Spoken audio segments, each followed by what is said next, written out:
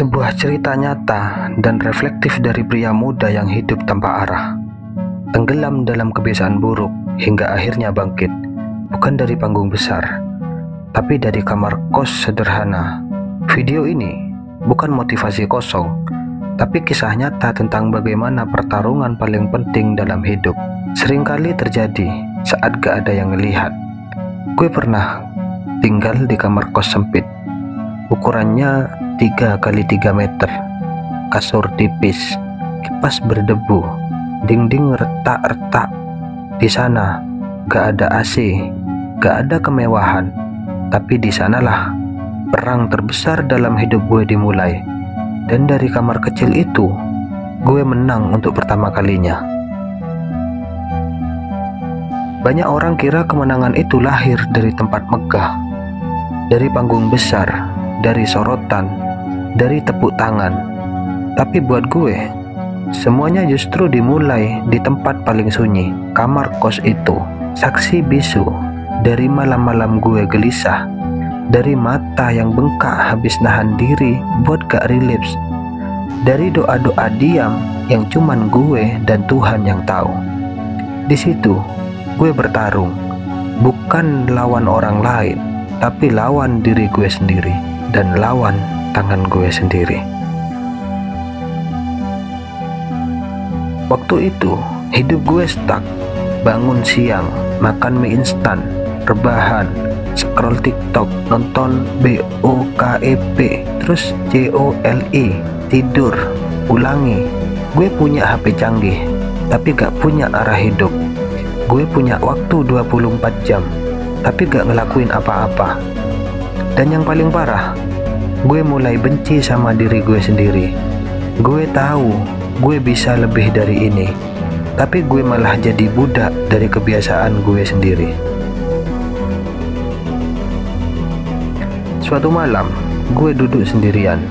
Listrik udah redup, cuman lampu kamar menyala. Gue lihat pantulan wajah gue di layar laptop. Mata lelah, diri kosong, pikiran berantakan. Dan tiba-tiba gue nanya, "Lo mau hidup kayak gini sampai umur 30? Masih pengen jadi pecundang?" Malam itu, gue gak nangis, tapi gue marah. Marah sama diri sendiri yang terlalu lama menyerah. Dan akhirnya, gue berdiri, buka catatan di HP, tulis satu kalimat, "Besok gue mulai berubah." Bro, perubahan itu gak instan. Besoknya, gue masih pengen COLE, masih pengen rebahan. Tapi tiap kali godaan datang, gue bilang ke diri sendiri, "Ingat kamar ini, ingat rasa gagal yang lo telan sendiri." Gue ganti HP ke mode grayscale. Gue push up tiap kali otak mulai gatel. Gue catat 1 hari, 2 hari, 3 hari bersih.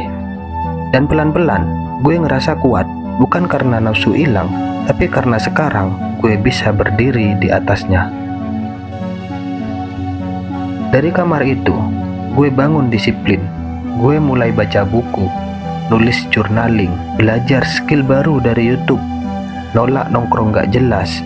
Gue mulai bangun versi diri yang gak pernah gue kenal sebelumnya. Dan semua itu dimulai dari satu ruangan sempit yang dulu cuma jadi tempat pelarian, tapi sekarang jadi tempat transformasi. Kos itu bukan cuma kamar biasa, itu medan perang, dan akhirnya tempat kemenangan. Mungkin lu sekarang tinggal di tempat kecil, di kontrakan sempit, di kamar ngekos, dan lu ngerasa hidup lu gak berarti. Tapi dengerin ini baik-baik, tempat gak nentuin arah hidup lu. Yang nentuin adalah siapa lu. Waktu gak ada yang lihat, lo bisa bangkit dari mana aja, termasuk dari kamar kecil yang sepi itu. Asal lo berani ngelawan satu orang, diri lo yang lama. Kalau cerita ini nyentuh lo, jangan cuma diem, like, share, dan subscribe. Karena kita semua berjuang dari tempat yang sunyi, tapi bareng-bareng kita bisa jadi pria yang bangkit. Mulai dari kamar lo sendiri hari ini. Semangat bro.